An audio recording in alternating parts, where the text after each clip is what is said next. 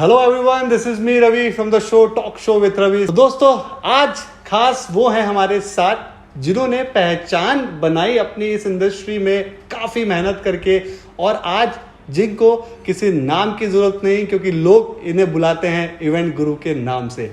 आज हमारे साथ हमारे शो में जुड़े हैं मिस्टर अरशद हुसैन, जिन्होंने सर, ये हमारा सौभाग्य है कि थोड़ा सा टाइम निकला आपका और इस शो में आप हमारे साथ कनेक्ट हुए, ताकि हम आपसे बात कर सके और बात करके लोगों को सिखा सके कि क्या इंडस्ट्री के बीच हो सकता है नया, और क्या हम कर सकते हैं इसको और बेहतरीन बनाने के लिए।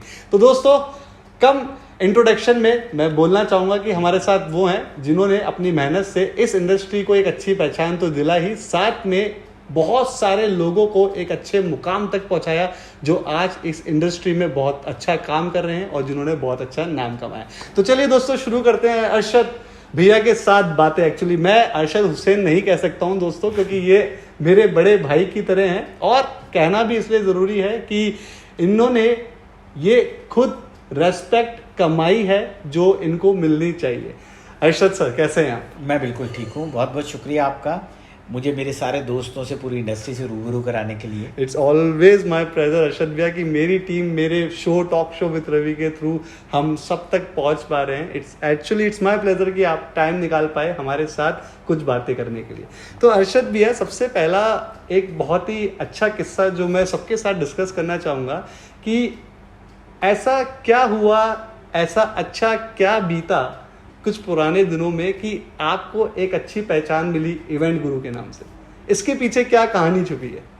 नहीं, इवेंट गुरु के पीछे कहानी ये है कि मुझे इवेंट गुरु एक जर्नलिस्ट ने पुकारना चालू किया, और दैनिक भास्कर के अंदर मेरे अच्छे मित्र हैं, बहुत मैं उनका सम्मान करता हूँ, सर्वेश भट्ट जी, उन्होंने मुझे इवेंट गुरु लिखना चालू किया। और इवेंट गुरु इसलिए लिखना चालू किया क्योंकि मैं इवेंट मैनेजमेंट पढ़ाता हूँ। वो कहते थे कि आप इतने बच्चों को पढ़ाते हो, आपके इतने स्टूडेंट निकलते हैं, तो इवेंट गुरु की संज्ञा आपको दी जा सकती है।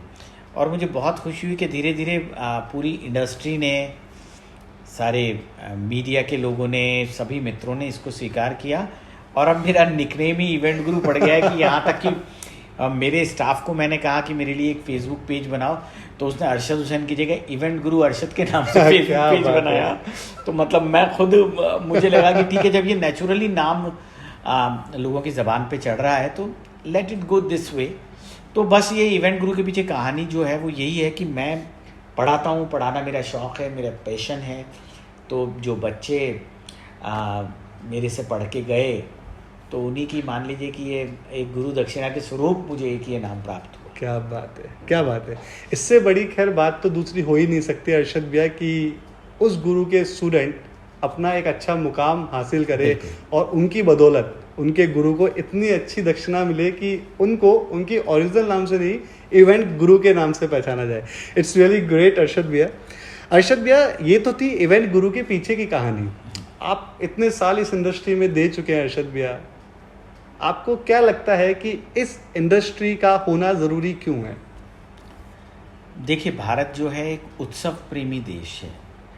हमको हर एक चीज़ में उत्सव चाहिए, खुशियाँ चाहिए, और हमारे यहाँ कहते हैं कि एक वार 12 त्यौहार। क्या बात है, ठीक है, एग्जैक्टली। और हमारे यहाँ ये भी कहते हैं कि हर 2.5 कोस के ऊपर हमारे कपड़े, हमारी भाषा, हमारा खान पान, हमारा रहन सहन बदल जाता है। तो इतने बड़े देश में अगर 2.5 कोस के ऊपर ही चीज़ें तब्दील हो रही, तो सोचिए आप कि कितने सारे त्यौहार हैं, कितने सारा सेलिब्रेशन है, कितनी सारी शादी ब्याह हैं, कितनी सारी रस्में हैं, कितने सारी धार्मिक आस्थाएं हैं, और हर एक जगह एक इवेंट मैनेजर के लिए गुंजाइश है कि वो कुछ ना कुछ कर सकता है। तो ये बहुत बड़ी इंडस्ट्री है। इस इंडस्ट्री को जितना भी एक्सप्लोर किया गया है, मुझे लगता है कि वो सिर्फ 10 या 15% है, कि अभी तक हम लोग सिर्फ शादियों से या कॉरपोरेट इवेंट से ही इस इंडस्ट्री को जोड़ पाए हैं। राइट। अभी तो बहुत बड़ी चीज़ें खुली पड़ी हैं बिल्कुल, राइट, जिनको आपको एक्सप्लोर करना है, जिन पे आपको काम करना है अभी। क्या बात है। सिंपल शब्दों में कहा जाए तो अरशद भैया का ये कहना है कि इवेंट मैनेजर वो पर्सन है जो दूसरों के कंधों की जिम्मेदारी अपने कंधे पर लेकर उनके एक ड्रीम प्रोजेक्ट को पूरा करता है और जो खुशियाँ उनको चाहिए उससे ज़्यादा खुशियाँ उन तक पहुँचाता है। क्या बात है अरशद भैया। तो अरशद भैया ये तो थी पहचान एक इवेंट इंडस्ट्री की। अब बात करते हैं अरशद भैया उस वक्त की जो अभी एक दौर से सब गुजर रहे हैं, तो इस वक्त पे अरशद भैया आप क्या कहना चाहेंगे इस इंडस्ट्री से, क्या हर इंडस्ट्री के लोग जो अभी इस वक्त से परेशान हैं उनके बारे में एक छोटा सा पैगाम आप क्या देना चाहेंगे? देखिए, मेरी इंडस्ट्री के लोगों के मुंह से मैंने सबसे ज़्यादा सुना है कि टाइम नहीं है हमारे पास। टाइम होता तो मैं ये कर लेता, टाइम होता तो ऐसा किया जा सकता था।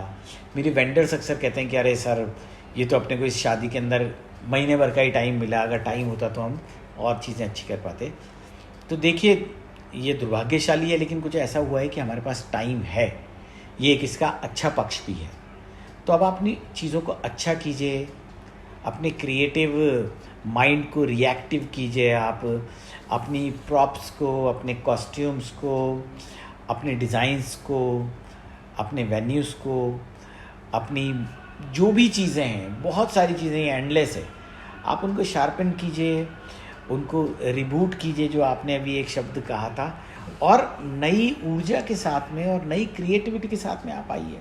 सब कुछ ऐसा लगना चाहिए कि बिल्कुल ये इंडस्ट्री अपने आप को इवॉल्व करके दोबारा आई है। तो इस टाइम का सदुपयोग कीजिए, यही कहा जा सकता है। Restart and reboot, exactly Arshad भैया।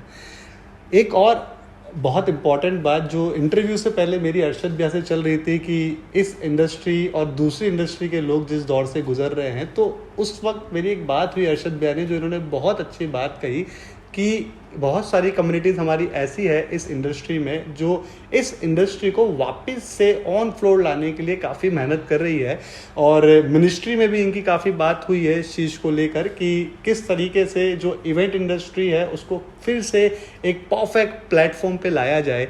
लेकिन अरशद भैया, एक मेरा छोटा सा एक कन्फ्यूज़न है कि जब ये सब चीज़ें चल रही है तो फिर भी ऐसा क्यों हो रहा है कि लोग रोड पे उतर रहे हैं? नहीं, देखिए, आप रोड पे उतरने का वक्त नहीं है। आप रोड पे मत उतरिए, रैली या आप मशाल जुलूस या नारे लगाने का ये वक्त नहीं है। गवर्नमेंट यही तो नहीं चाहती है। आप अपनी मांग रखिए, अपनी जायज़ बातें रखिए, आप अपने डेलीगेशन लेके जाइए, आप कम्युनिकेट कीजिए उनसे, आप अपनी डिमांड्स को उनके सामने ऑन पेपर रखिए, ऑन रोड रखने की जगह। तो आप, गवर्नमेंट सुन रही है सबकी बातें, सबको बुला रही है, सबकी बातों पे ध्यान दिया जा रहा है, तो हमारे लिए भी रास्ते निकलेंगे, हमारे लिए भी चीज़ें शुरू होंगी। लेकिन उसको विरोध, धरना, प्रदर्शन, मैं इससे अग्री नहीं करता। हम लोगों ने भी पिछले दिनों कुछ किया तो हमने उसको अनुरोध मार्च उसका नाम दिया हमने, कि इट्स अ रिक्वेस्ट कि हमें ये करना चाहिए। तो विरोध तो किस चीज़ का आप कर सकते हैं? आप, पेंडेमिक का वक्त है इस टाइम, तो चीज़ें होते होते ही शुरू होंगी। उनको एकदम से ना तो गवर्नमेंट शुरू कर सकती है, ना सोशल सिस्टम में कुछ ऐसा है कि एकदम से शुरू हो जाए। तो ये जो हो रहा है उसके लिए हमारे को संयम से शुरू होने के लिए तैयारी करनी चाहिए। ये बात करना इसलिए ज़रूरी था दोस्तों कि एक पॉजिटिव बात मुझे अरशद भैया ने कही थी जिसका एक नेगेटिव असर बाहर आया, तो मैं चाहूँगा कि आप वो जनता के साथ शेयर करें ताकि हमारी इंडस्ट्री से कनेक्टेड सभी लोग, एक्चुअली इवेंट इंडस्ट्री से कनेक्टेड सभी लोग ये जान सके कि जब आपकी मिनिस्ट्री में बात हुई थी तो उस वक्त क्या पॉजिटिव रिस्पॉन्स आया था और कुछ गलतियों की वजह से वो फिर से नेगेटिव कैसे चले गया। एक पॉजिटिव रिस्पॉन्स आया था, बहुत 100 लोगों को लेके गवर्नमेंट राज़ी भी थी, लेकिन फिर राजस्थान के अंदर एक बड़ा एजिटेशन हुआ जिसे कहते हैं, कि उस एजिटेशन ने फिर वापस गवर्नमेंट को उस मोड में ला दिया कि उनका कहना है कि आप थोड़ा सा भी इंतज़ार कीजिए, क्योंकि आप जिन चीज़ों को आप मांग रहे हैं उसके अंदर बहुत ज़्यादा सुरक्षा की ज़रूरत है, बहुत स्टैंडर्ड ऑपरेटिंग सिस्टम होनी चाहिए आपको बहुत सारे प्रिकॉशन लेने, लेकिन अभी तो ऐसा लग रहा है कि आपकी इंडस्ट्री खुद उन चीज़ों के लिए तैयार नहीं है। तो वो एक मैसेज जो है वो गलत चला गया, लेकिन ठीक है, वो सबका काम करने का अपना तरीक़ा होता है, तो कोशिश कर रहे हैं, चीज़ें अच्छी होंगी। तो अरशद भैया, ऐसे टाइम पे क्या होना चाहिए कि सारे लीडर्स को एक साथ कनेक्ट होके कुछ करना चाहिए? नहीं, हमारे को कम्युनिकेशन रखना चाहिए एक दूसरे से, हमारे को एक दूसरे से बातचीत करनी चाहिए। एक दूसरे को कॉम्प्लीमेंट करना चाहिए। और सब हम एक दूसरे से जुड़े हुए हैं। तो जो मेरा संघर्ष है बेसिकली वो आपका भी संघर्ष है, वो किसी और के लिए भी संघर्ष है। तो हमारे को ये नहीं मानना चाहिए कि हम भी कुछ करें, हम ज़्यादा करें, हम ज़्यादा बड़ा करें। तो आप हंगामा बर्पा कर देते हैं और हंगामे के रिजल्ट कभी भी अच्छे नहीं आते। एग्जैक्टली। तो शायद ये सब इंडस्ट्री के सभी लोगों की तरफ से शायद ये एक रिक्वेस्ट होगी कि कोशिश करें कि जो लीडर्स हैं हर एक कम्युनिटी के, चाहे वो टेंट लीडर हो, चाहे वो कोरियोग्राफी लीडर हो, चाहे वो इवेंट लीडर हो, चाहे वो लाइट लीडर हो, चाहे वो फ्लावर लीडर हो, क्योंकि आप लोगों से वो लोग भी कनेक्टेड हैं जो आपके थ्रू गुजर के बहुत सारी चीज़ों को लेके काम कर रहे हैं। One voice. Exactly. देखिए, जब ये एजिटेशन नहीं कहूँगा, जब हमने अनुरोध मार्च ये चालू किया तो हमारे को एक पंच लाइन देनी थी। वो पंच लाइन देने की जिम्मेदारी मुझे ही दी गई और मैंने उसके अंदर एक बहुत सिंपल सी पंच लाइन दी, इवेंट इंडस्ट्री मैटर्स। एग्जैक्टली। तो इस इवेंट इंडस्ट्री में सब आ गए। दिस इज द हमने पॉइंट। ये नहीं कहा कि इवेंट मैनेजमेंट मैटर्स या इवेंट मैनेजर मैटर्स, हमने कहा इवेंट इंडस्ट्री मैटर्स। उस इवेंट इंडस्ट्री के अंदर एक जो हमारी गिफ्ट पैकिंग के लिए 10 रुपए वाली टोकरी बना रहा है, उससे लेके जो बंदा फ्लावर शावर के लिए हेलीकॉप्टर प्रोवाइड कर रहा है, वो तक सब आ गए इसके। एग्जैक्टली।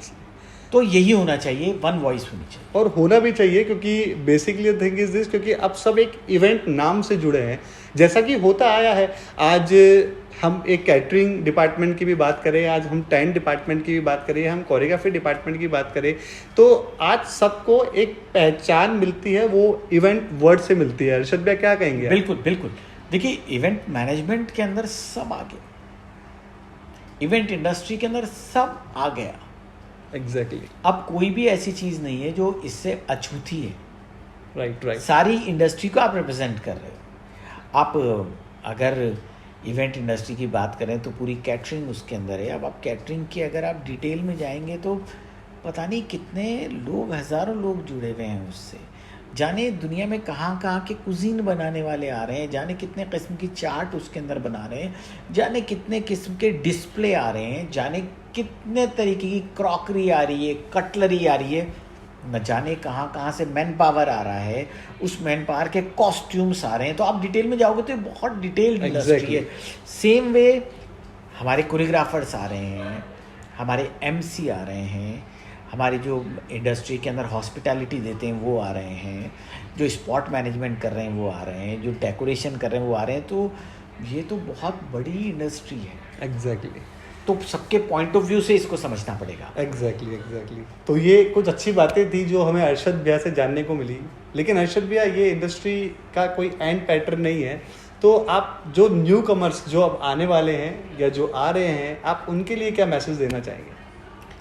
जितने लोग आएंगे अच्छा है, जितने लोग आएंगे इंडस्ट्री मैच्योर होगी, जितने लोग आएंगे वो अपनी जगह खुद बना लेंगे। राइट। पर मेरा एक संदेश है इसके अंदर कि आप अपनी फॉर्मल एजुकेशन पूरी कीजिए, उसके बाद कम से कम 2-3 साल तक आप किसी अच्छी एजेंसी, अच्छे ग्रुप, अच्छे इवेंट मैनेजर के साथ में आप एसोसिएट रहें, बारीकियों को समझें, प्रोडक्शन को समझें, एग्जीक्यूशन को समझें, प्लानिंग को समझें, वेन्यू मैनेजमेंट को समझें। आप सारी चीज़ों के ऊपर पहले अपनी आप पहचान बनाएं, उससे आप उसके बारे में सीखें। एग्जैक्टली। फिर आप आइए, आपको कौन रोक रहा है? हमारी इंडस्ट्री में तो there is no entry barrier. आप आइए, आपका स्वागत है। एग्जैक्टली। काम कीजिए मजे से। क्या बात है। तो अर्शद भैया, जो हमारा प्रोग्राम है, आप उसके बारे में क्या कहना चाहेंगे? अरे बहुत खूबसूरत, और जो ये तुम सीखो और जीतो, जो रवि के लिए मैं स्पेशली कॉम्प्लीमेंट करना चाहूँगा। मैंने सोशल मीडिया पे इनकी चीज़ देखी तो बहुत इंटरेस्टिंग भी है और बहुत अच्छी भी है कि ये ऑनलाइन सिखा रहे हैं और फिर वहाँ पे जो सीख रहा है उसकी परफॉर्मेंस के लिए काम भी कर रहे हैं, फिर उसको अवार्ड भी दे रहे हैं। तो ये बहुत अच्छा प्रयास है। और मैं कहूँगा कि जो पेंडेमिक के अंदर जो लोग डिप्रेस महसूस कर रहे हैं या उन्हें लग रहा है कि हम क्या करें, उन्हें रवि से थोड़ा सा सीखना चाहिए कि ऐसा प्रयास किया जा सकता है कि आप अपने कमरे में से ही आप पूरी दुनिया तक पहुँचो और आप अपना मैसेज कैरी फॉरवर्ड करो, आप लोगों को सिखाओ, आप नई जनरेशन को आगे लाने का प्रयास करो। That is something very good. तो आरजे ग्रुप को मेरी बहुत सारी शुभकामनाएं, आप इसे जारी रखें। Thank you so much Arshad भैया। खैर मेरे पास तो तारीफ के लिए शब्द नहीं है, क्योंकि शब्द ढूंढने निकलूंगा तो शायद मिलेंगे ही नहीं, क्योंकि शायद वो डिक्शनरी में होंगे ही नहीं। तो हमारे साथ आज से दोस्तों वो, जैसा कि मैं आपको बता चुका हूँ कि जिनको किसी नाम की पहचान की ज़रूरत नहीं है, जिन्होंने अपनी मेहनत अपनी लगन से अपने इस परफॉर्मेंस को लोगों को दिया और उन्हें भी मौका दिया कि वो इस इंडस्ट्री में एक अच्छा मुकाम हासिल कर सके। लेकिन अर्शद भैया, एक क्वेश्चन मेरा रहेगा जो मैं अपने हर जो हमारे साथ जुड़ रहे हैं टॉक शो में, मैं हर एक इंसान से ये जानना चाहूँगा ताकि हमारी पब्लिक ये जाने कि वो क्यों ज़रूरी है। अर्शद भैया, आप किस्मत को ज़्यादा मोटिव देंगे या मेहनत को? नहीं, ऑब्वियसली आपकी 90% आपकी मेहनत है और 10% आपकी किस्मत है। एग्जैक्टली। आपको अगर एक कार चलानी आती है, कार चलाना सीखने पे आपने मेहनत की है, तो आप कार अच्छी चला पाएंगे। अगर आप कार में सीधे बैठ जाएंगे किस्मत के भरोसे, तो हम सब जानते हैं क्या होगा। इसलिए किस्मत पे 10% मैं मानता हूँ, 90% आपकी मेहनत है। एग्जैक्टली। और मेहनत ही आपकी किस्मत बनाती है। एग्जैक्टली। तो दोस्तों, आज हमने मुलाकात करी मिस्टर अरशद हुसैन से, जिन्होंने हमें बहुत कुछ बताया, बहुत कुछ सिखाया भी, और ये भी हमें संदेश दिया कि इस पैंडेमिक सिचुएशन में हमें हार नहीं माननी है, हमें लड़ना है ताकि आने वाला वक्त और भी ज़्यादा खूबसूरत हो। तो दोस्तों, ये था आपके साथ मेरा साथ और ख़ास तौर पे हमारे अरशद जी का। तो दोस्तों, मिलते हैं फिर से अगले वीक नए उस पर्सनैलिटी के साथ, जिनके साथ हम करेंगे ढेर सारी बातें और जानेंगे कि क्या है उनके पास हमें बताने को। सो दोस्तों, this is me Ravi. So guys and girls, जैसा कि मैं हमेशा बोलता हूं, keep rolling, keep dancing, keep laughing and stay tuned with me. This is me Ravi. आपका साथ, आपका प्यार यूं ही हमारे साथ जुड़े रहे। टाटा, बाबा, शब्बा खैर, good night. Thank you so much Arshad भैया to being there for us. Thank you so much. तो एक बार मैं चाहूंगा कि आप सब अरशद भैया के लिए जहां पर है वहां पर रह के एक बार प्लीज जोरदार तालियां बजा दीजिए।